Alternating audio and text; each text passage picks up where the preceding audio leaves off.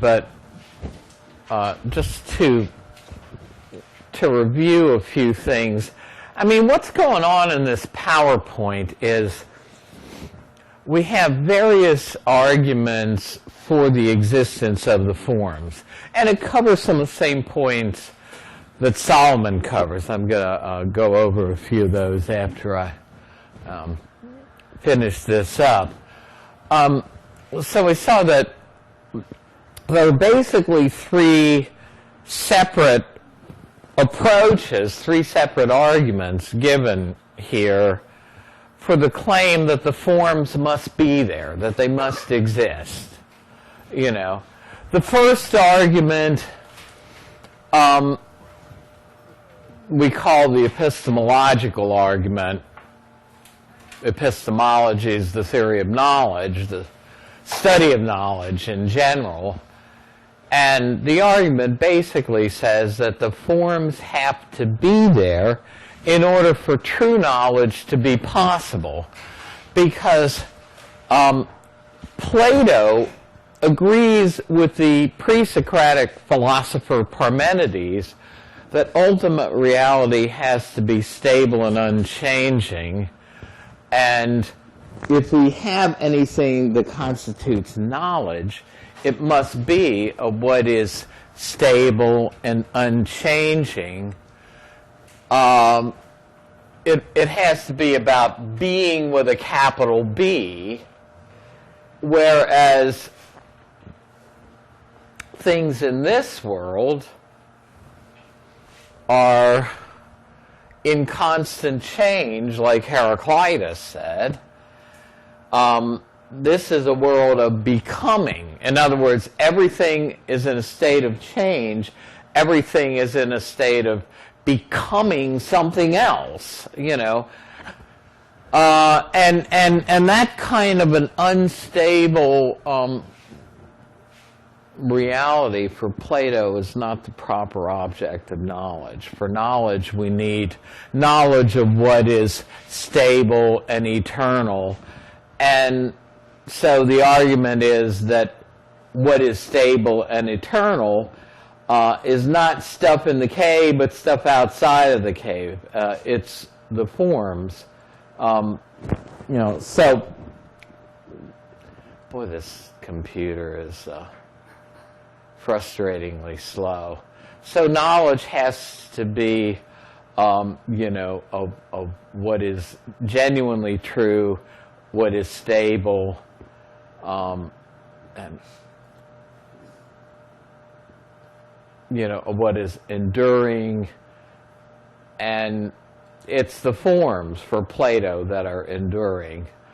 You know, again, we said that what the slave boy, Meno's slave boy, has knowledge of is not the fleeting diagrams that Socrates is drawing on the ground, but by his reasoning abilities, he comes to see some things about the eternal truths of geometry. And these are established for Plato in this other realm, the realm of the forms, where he argues our souls once, you know, abode.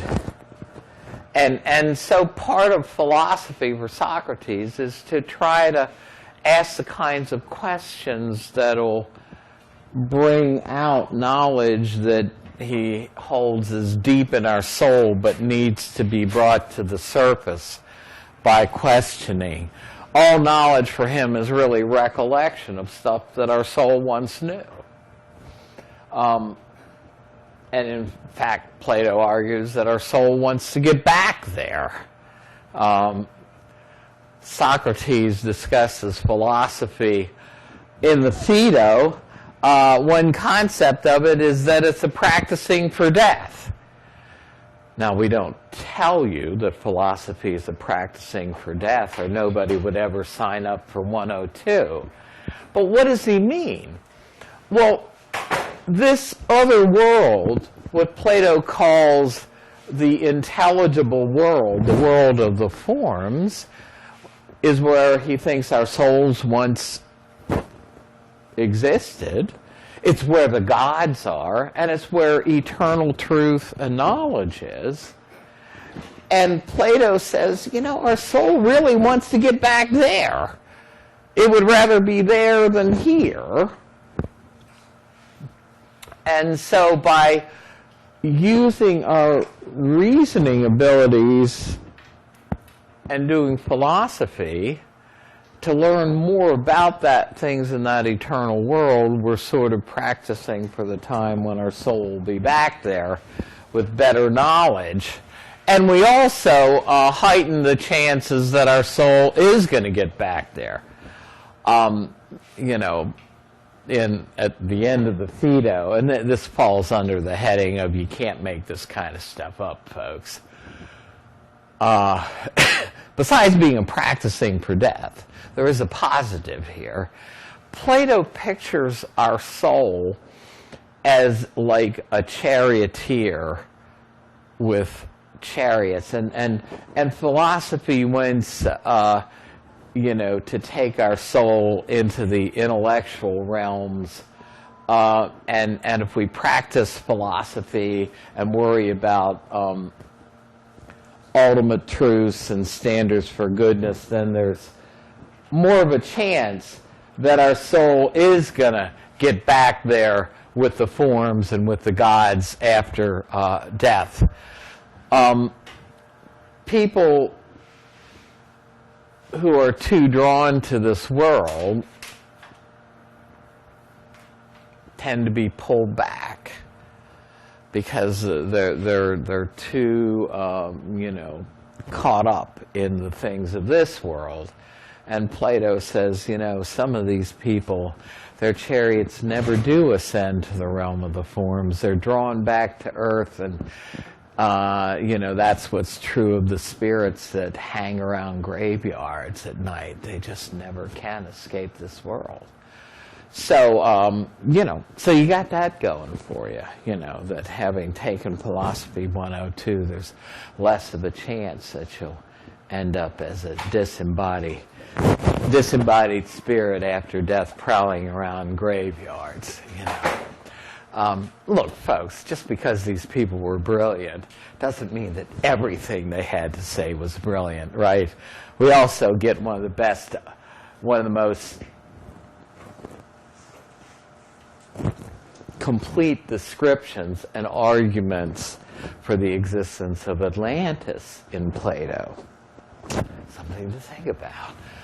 Anyway, so we have this epistemological argument for the forms, that the forms have to be there if true knowledge is possible, that they are what true knowledge is about.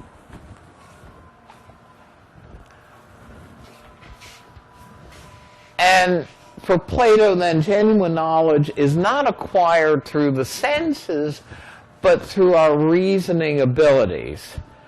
We don't get in touch with the forms by our senses, right? We can't see perfect beauty or perfect holiness or the ideal standard for triangularity, for what it is to be a triangle.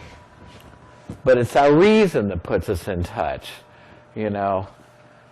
with these perfect entities. Then they exist in a world beyond the senses, known only by reason. I'm tracking over some ground, because this is not an easy thing, and you're at the beginning of your philosophical career. So the form of squareness, for Plato, there's also like an object, like a perfect square that is like a blueprint for what a square is in this ideal world. And every particular square is somehow related. Plato calls it participation. Every particular square participates in the property of squareness. Now, I'm going to move past this. So, the realm of the forms then have to exist for true knowledge.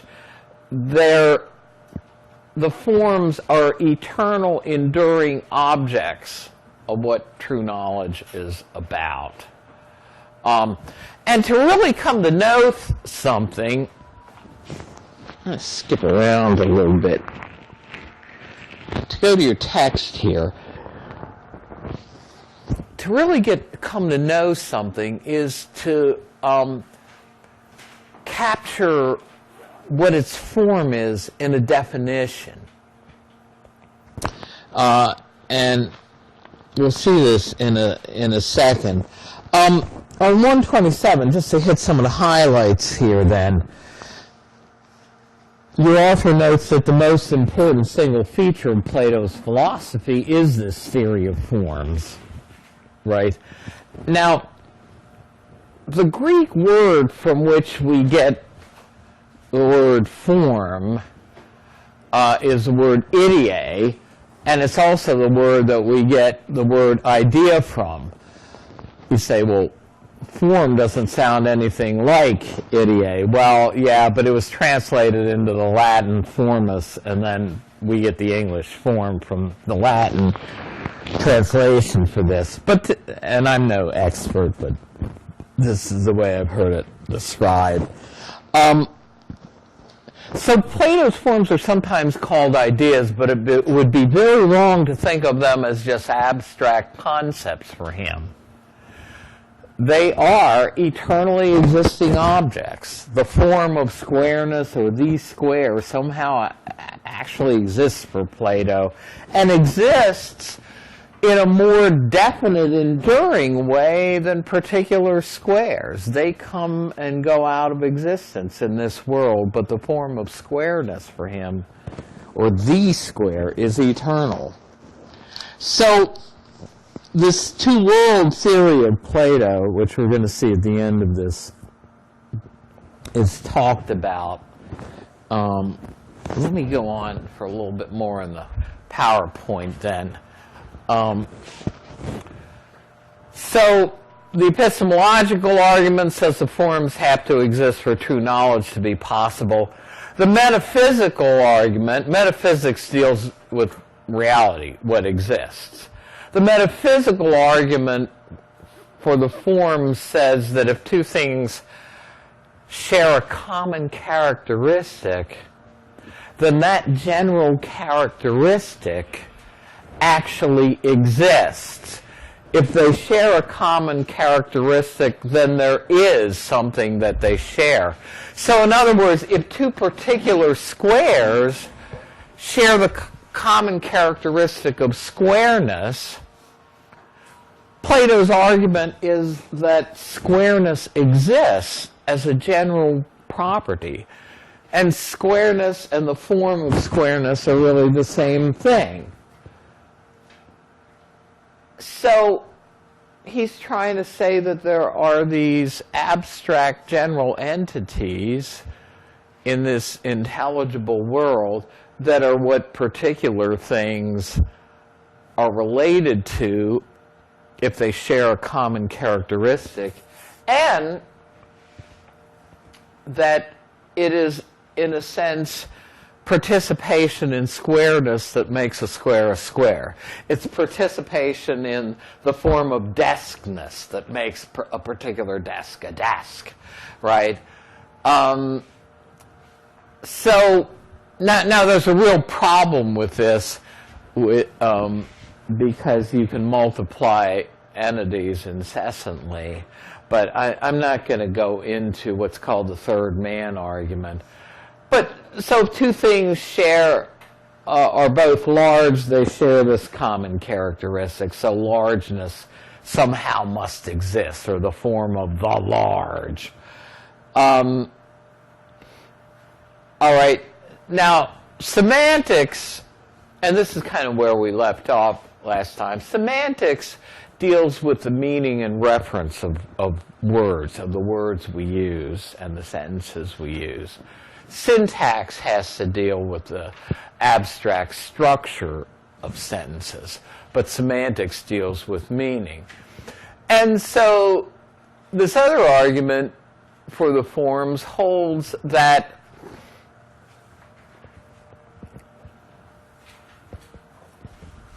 general words that we use like elephant, squareness, triangularity, justice, these general words are really proper names of the form. In other words, largeness is the proper name of the form of the large or largeness in general. Squareness is the proper name of the form of squareness. And so, as Gertrude might be the name of a particular elephant in this world, all elephants share the common property of elephantness, or whatever you want to call it. And so the word elephant is the proper name of the form of elephantness, you know. And, you know, so this is another argument given for their existence. So again, for Plato, there are two worlds. We didn't do much on the pre-Socratics, but you'll see in that article on the history of philosophy, there are two pre-Socratic philosophers that said absolutely opposite things about reality. Heraclitus says reality is in constant flux and change. You can't even step in the same river twice.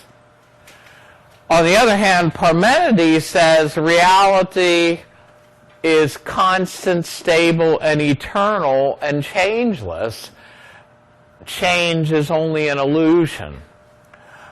What Plato thought was that both of these pre-Socratic philosophers were partly right and partly wrong. Heraclitus, Plato thought, had it right about this world. It is a world of becoming, not a world of being. That is, things are in the constant state of flux of becoming something else. But something that is in constant change is, for Plato, not an object of knowledge. So things in this world, which are represented by things in the cave, are in constant change, and Heraclitus had it right about that. But Parmenides had it right not about things in this world. Change is not an illusion for Plato, like Parmenides said. Change is real, but it concerns things in this world, but there's a separate world, this world that he calls the intelligible world, the world of the forms, where things are stable and eternal. In other words, triangularity or squareness exists eternally, and they are eternal standards for what a square is and what a triangle is, and they never change. Now, Plato thought that there were also eternal standards for things like justice and moral goodness. So for Plato, then, these are eternal entities. And the forms are also perfect. Things in this world are imperfect. Some of you women may get some roses tomorrow. Some of the men may buy some roses tomorrow, or for tomorrow. But you take a beautiful rose, right? See, and this relates back to that chariot illustration. The ordinary man or woman on the street, in Socrates and Plato's opinion, are too bound up with things in this world. The average person is concerned with beautiful things. If you ever, I said I did a thing for the same company that produces The Real Housewives of New Jersey.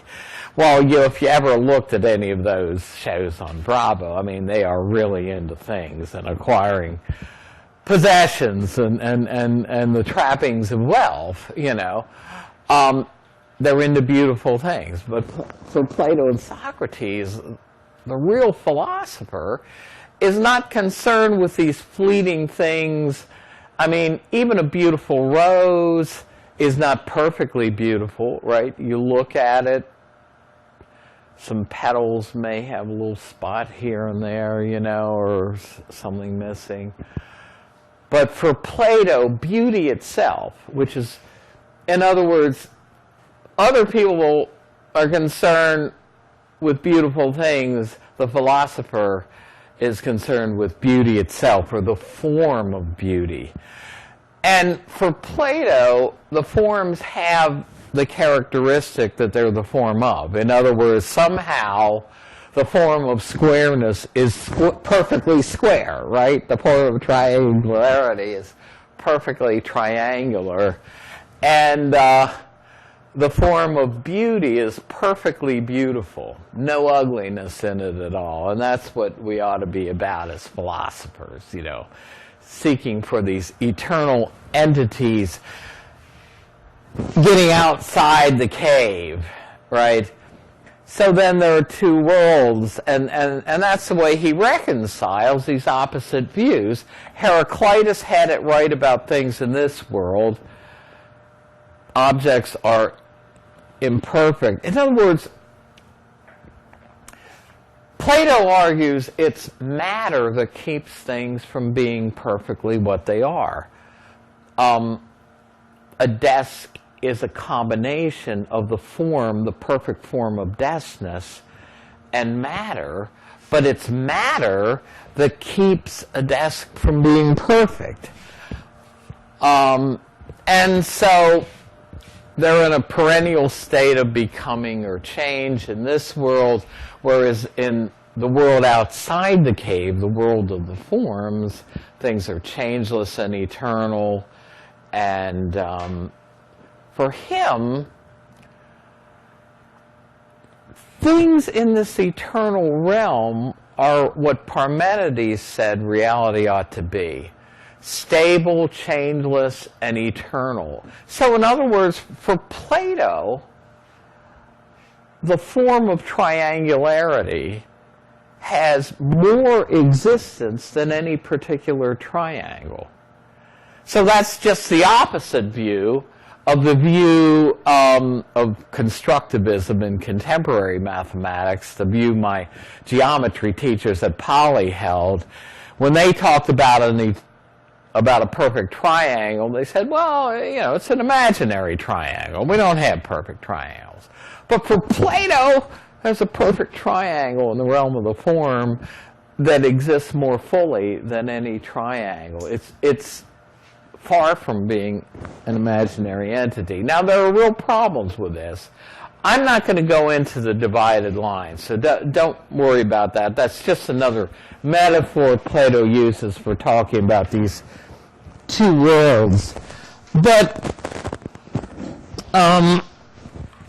so on page 127, your author talks about the two worlds of Plato. About two-thirds of the way down the page, there are two worlds: the world in which we live, the world of constant change, or the world of becoming. And for Plato, there's the world of the forms, the world outside the cave, an unchanging world, the real world, the world of being. And your author notes the connection with Parmenides' view that reality has to be changeless and eternal. Now, how are we put in touch with this? And how is it that philosophy is a practicing for death? Well, we don't see perfect triangles. We don't see the form of beauty. The forms are not accessible to our senses. For Plato, it is by our reasoning abilities that we come in touch with these perfect entities. It is only such changeless and eternal things that truly can be known, or the objects of knowledge. Our only access to this latter world, the real world, the world of the forms, is through our reason, our capacity for intellectual thought. And then he talks about Plato's views on the form of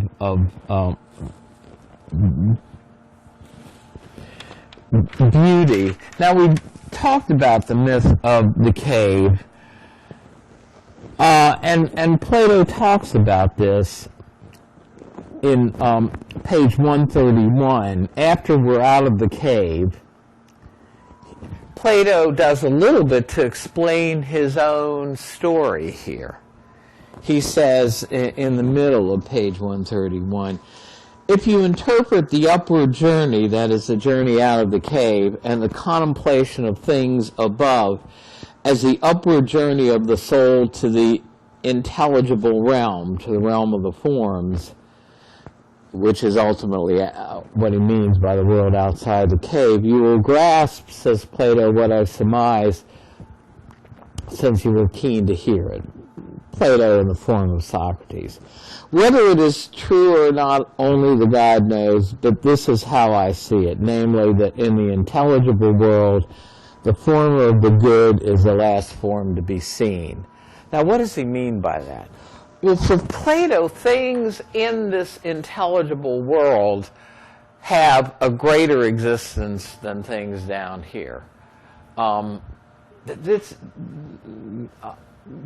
Plato, he doesn't have the same view that you find in the first chapter of Genesis in the Bible, where it says God created the material world, the material universe, and pronounced it good.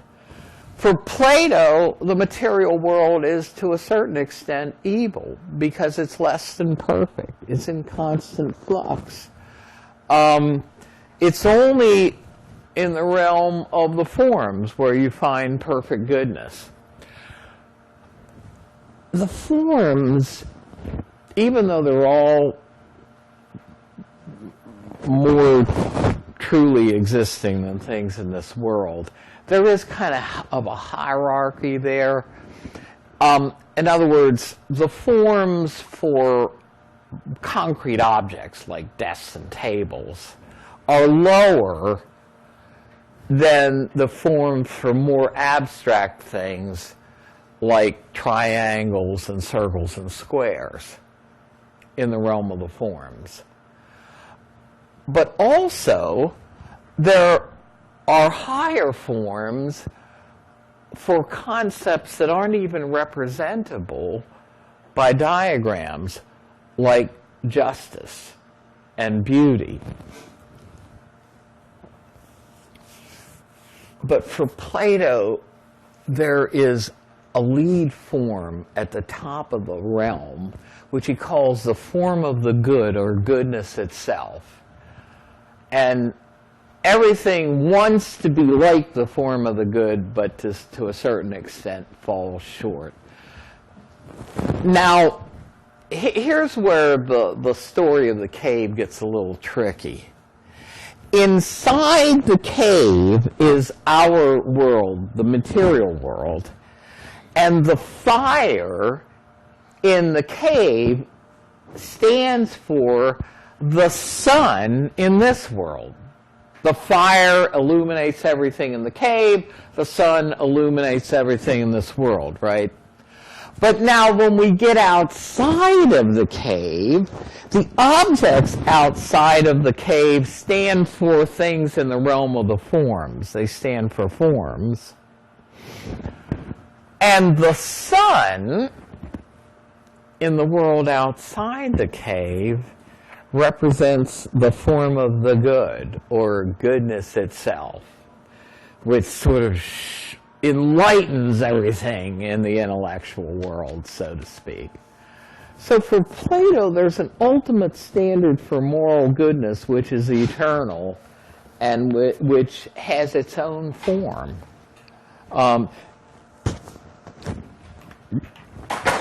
So it's a little tricky there. Okay, now,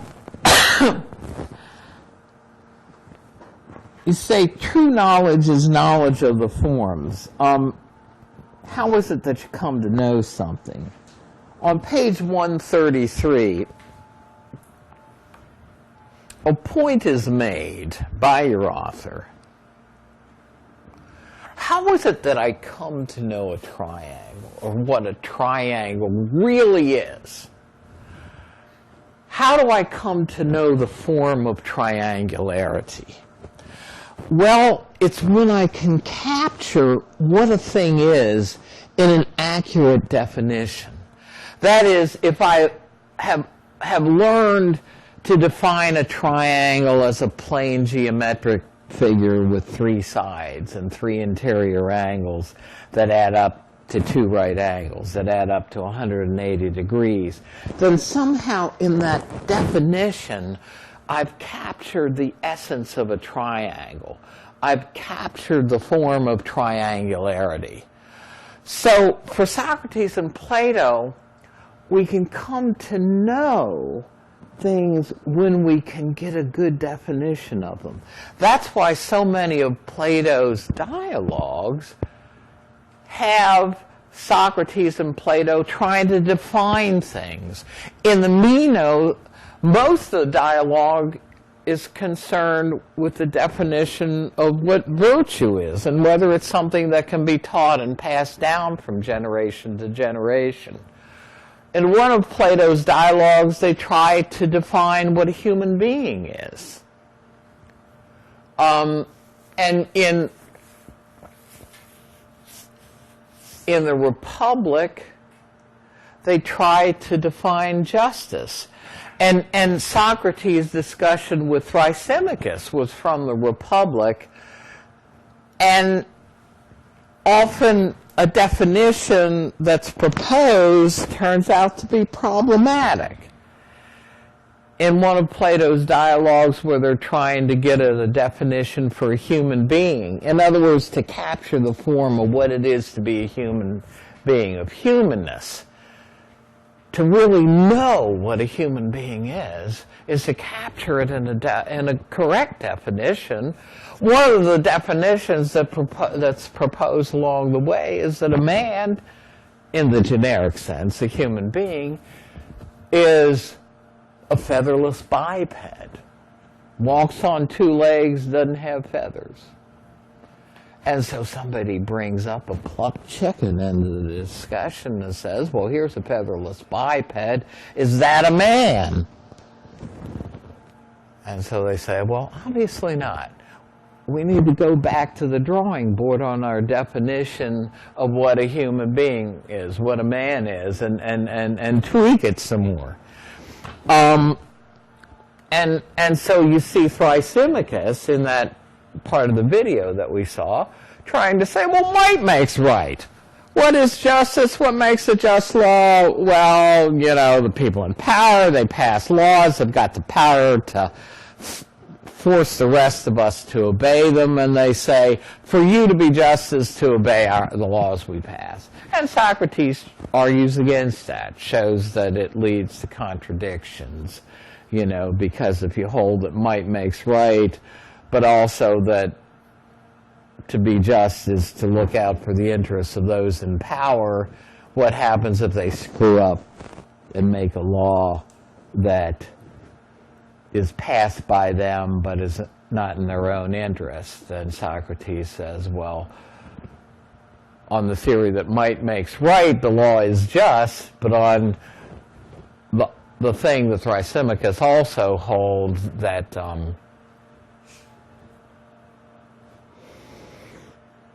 that justice is what is in the interests of those in power, if they pass a law that turns out not to be in their own interests, then it's also an unjust law.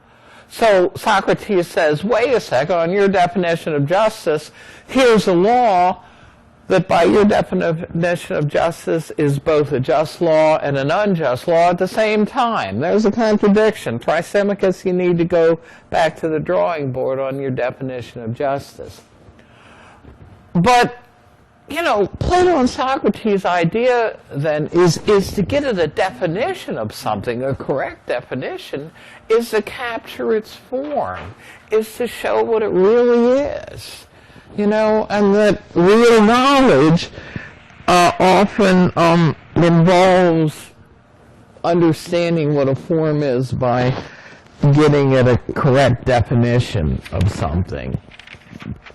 And so you find that in a lot of the dialogues. So, okay. So, for Plato, then, there's an ultimate standard for moral goodness, and it's to be found in this unseen realm. Now, I don't have to tell you that there might be some problems with holding that the complete story of what is real, of reality, involves two worlds. One world of which is totally beyond the realm of the senses, and was what our souls were in touch with. You know, Socrates tries to argue this, but there's a problem, and I'm never going to ask you for the third man argument. But if we go back to this argument that if two things share a characteristic, then there is a third entity that they share. Well, so two particular squares share squareness. So there must be a property called squareness. It must actually exist. Well, if you take that argument and extend it out, you can multiply entities indefinitely. It leads to what is called an infinite regress. And Plato even recognized this later in his philosophy. In other words, if two human beings, share the property of manness in common, or the form of being a man or being a human being, well, the point is, what about the abstract form of manness, or the abstract form of squareness? What does it share in common with particular squares or particular men? Well, the abstract form of manness and particular men share in common another property of manness which they have in common. Well, this thing can keep on building up to now, all of a sudden, besides particular squares and the abstract form of squareness, now you've got another property of squareness that's shared by the form of squareness and particular squares. So now you've got another abstract entity running around, and you can kind of build this, out indefinitely. So there are problems in maintaining a separate realm of the forms, and Aristotle recognized this. Now, everybody at Coppin, the professors, the administrators, this is all one beautiful, idyllic world. Nobody ever disagrees or, with anybody else. There's not such a thing as interdepartmental politics. Here, we're all one big happy family. But in Plato's day, his most brilliant pupil by far was Aristotle. Plato had his own school of philosophy called the Academy, that's in a sense was one of the first Western colleges or universities. Aristotle, by rights, should have succeeded Plato. He didn't. Why? Because he and Plato disagreed about some fundamental things. Both Aristotle and Plato shared the view that, let's take the desk for a second, that there are what are called immanent forms, forms in things. In other words, every particular square somehow has the form of squareness embodied within it. For Plato, particular things in this world are a combination of imperfect matter and a perfect form. So an imperfect square in this world is a combination of imperfect matter and the perfect form of squareness. These particular desks are a combination of matter from the material world, and embodied in each desk is somehow the form of deskness, both for Plato and Aristotle. But one way to illustrate the difference, they both believed in forms, but for Aristotle, the only way forms could exist was in particular things. There's no separate realm. So for Plato, if all the desks went out of existence tomorrow, there would still be this eternal form of deskness in this unseen realm. If all the squares in the world went out of existence tomorrow, for Plato, there would still be the form of squareness, or the square, in this eternal realm. But for Aristotle, the only way forms can exist is as embodied in particular things. So the only way a form like deskness can exist is in particular desks. So if all the desks went out of existence tomorrow, then the form of deskness for Aristotle would no longer exist. Similarly, if all the squares went out of existence. Now, why bring this up? When I was in radio, we call this a segue. See, this is a perfect, seamless segue into Aristotle's ethics. For Plato and Socrates, as well as Aristotle, are both concerned about ethics more as it relates to the question, what is it to be a good person? What character traits characterize a good person, right? Modern theories of ethics, like utilitarianism, which we'll look at towards the end of the course, are more concerned with ethical questions like, how do I figure out what's the right thing to do here? Is the right thing doing A or doing B? Right? But Aristotle's virtue ethics still is held to be very relevant today by some secular philosophers, because there's something right about not only worrying about ethics as a subject that concerns how we make the right moral choices, the right thing to do, but also as a subject that's concerned with, well, what is it to be a good person? What are character traits that characterize a good person? But now, for Plato, being good is coming to know the abstract form of the good in a better way and trying to approximate goodness itself. Now, for Aristotle, there is no separate intelligible realm of the forms, and hence there can't be any form of the good in a separate intelligible realm.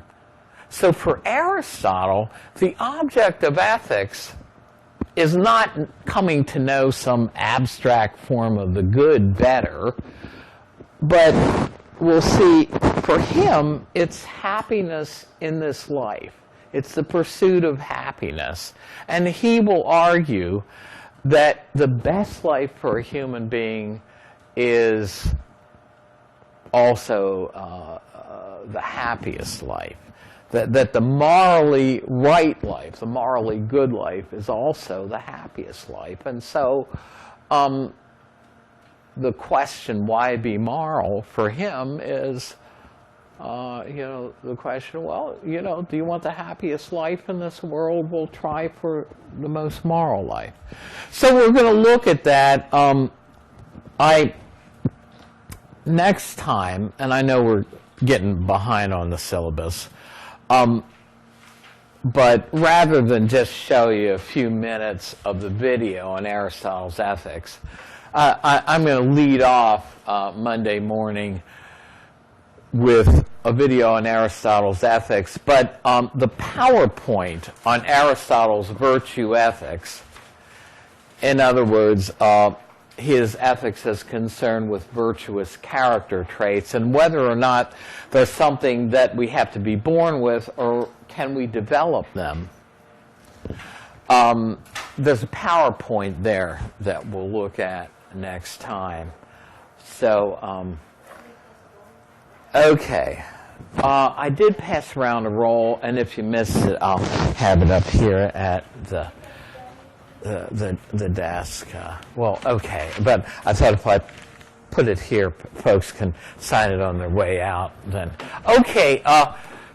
So contemplate the form of the good over the weekend, you know, like good philosophers, and we'll see you all Monday. I think Monday's supposed to be all right.